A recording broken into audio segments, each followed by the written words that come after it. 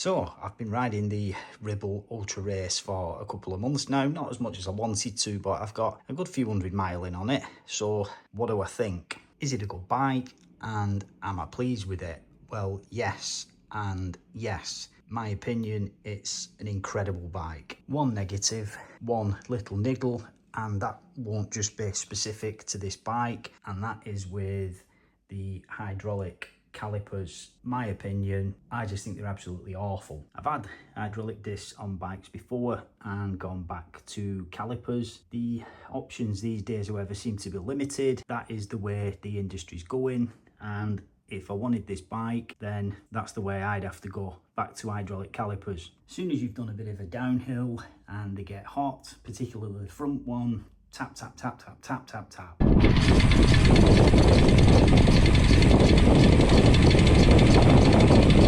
I suppose in a way they're like Marmite, aren't they? So that's me, one little niggle, one little gripe out of the way. So on to all of the positives about the bike. There are quite a few different ways you can spec this up. To see how I spec'd mine up, have a look at the first video I did on it. I'll leave a link in the description. Wheels. Sometimes on bikes, off the peg, carbon wheels aren't brilliant. These I've found to be fantastic. No flex in them. Good set of wheels. On a climb, lean into the bike, over exaggerate the lean to try to get the wheels to flex, just to see how stiff they are.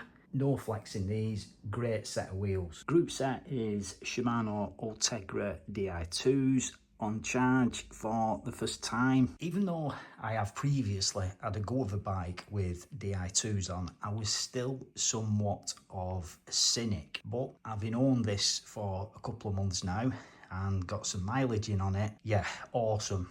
And I have another bike with mechanical shifters on it. I would never want to go back to just mechanical shifters. These things are fantastic. So if, like me, you are still a bit of a cynic about electronic shifters, don't be. There is the app. You can download the Shimano eTube project, which gives you certain customization options with these shifters. So yeah, if you do get a bike with a set of Di2s on, get yourself the eTube project app. I have activated the shifters in the top of the hoods, and I've found myself using them for the sake of using them. If they weren't there, it wouldn't bother me. To me, if I'm riding it and I'm on the hoods, it's just as easy tapping the shifters. If you want them, you think you'll use them, they're there. Garmin mount, that is an optional extra. You can either just have a straightforward Garmin mount or a Garmin mount with a mount for a light or GoPro on the bottom, but that is an optional extra. Also, just to mention, the other extras were the bottle cages and pedals. And while we're up top, let's talk about the bars themselves and the stem. Now, as I said in my original video on this bike, there are different options when it comes to bars and stem. One of them is the fully integrated cockpit. Now, I didn't want that. Having this kind of stem gives you options on the angle of your bars.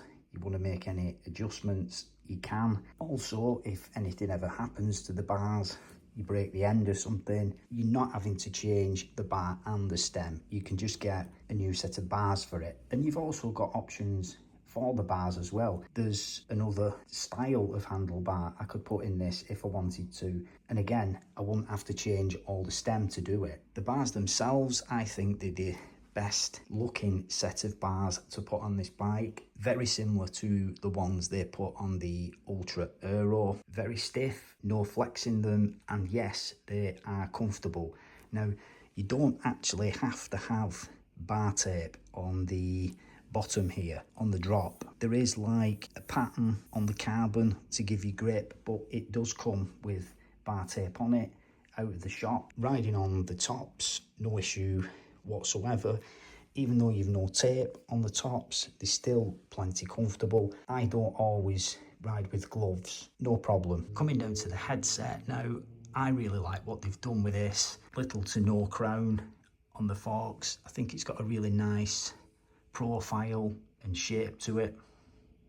Then we have this, how they've done this. We get a lot of rain in the UK, which means doing a lot of wet rides. Your wheel is turning round and it's throwing water and crap up here. On another style of bike, say a Specialized tarmac, which I've had, all that ends up going in the bearing, which means every now and again dropping the fork to give it a clean. Dropping the fork on one of these isn't straightforward because it means you've got to start messing about disconnecting the hydraulic hoses.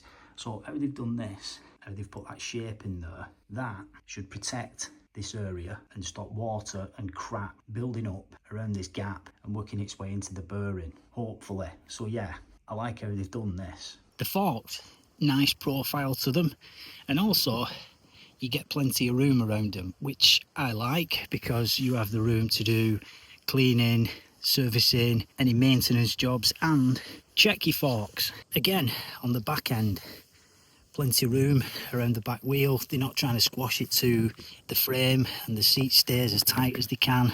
Plenty of room again to work on, doing a little jobs, and check your frame. The frame, solid. This is a really good solid frame. No issues, no problems with this flexing. Yeah, fantastic frame, and in my opinion that is the best colour for it. The black and the white just go really well. Yeah, fantastic frame. All that's great, but what is it like to ride? It is brilliant. It's an awesome bike to ride. I've been asked, is it comfortable? Yes. Not in a soft endurance way, but in a balanced, composed way. The MT65 carbon layout takes the edge off rough roads without muting the snappy race bike feedback. The handling is sharp but not twitchy. It holds its line perfectly through corners. You can feel the frame responding to every little shift of weight. Now, Ribble says this frame cuts drag by around 0.7% compared to the Endurance SLR, and it's also around 12% lighter. Those are small numbers, but when everything feels so responsive, you really notice it. The stiffness through the bottom bracket and chainstays means that every watt you put in translates straight into forward motion. You push, it goes. When you get on those drops and start pumping your legs, it goes. What really surprised me was how natural it feels when you get moving.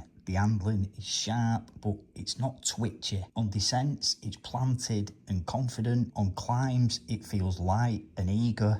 It just wants to go. It's the kind of bike that makes you drop your shoulders, slide into the drops, and ride fast without thinking about it. It rides like a bike that wants to be pushed. It's comfortable enough for long days, yeah, but every part of it encourages speed. It feels natural, it handles beautifully, and once you're on the drops, it just makes you want to go fast. You can, and I have, sat upright on the hoods for long periods, no problem. So if you're caught up in a bit of traffic, having to move along slowly, no issues there. But then as soon as things get moving and the road opens up, you will want to drop down and go. Climbing, sat spinning, or dancing on the pedals, it makes me feel like I could take on any climb. I'm going to say it, this is the best bike I've ever ridden. It feels so good to ride. I was looking at other brands when the Ultra Race came on the market, and I'm so glad I was keeping an eye on Ribble. I've been out for a couple of hours this afternoon on it, and I can't wait to get out on it again. That's how good it is to ride.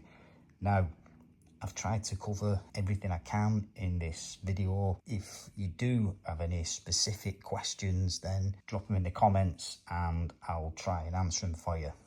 Thanks for watching.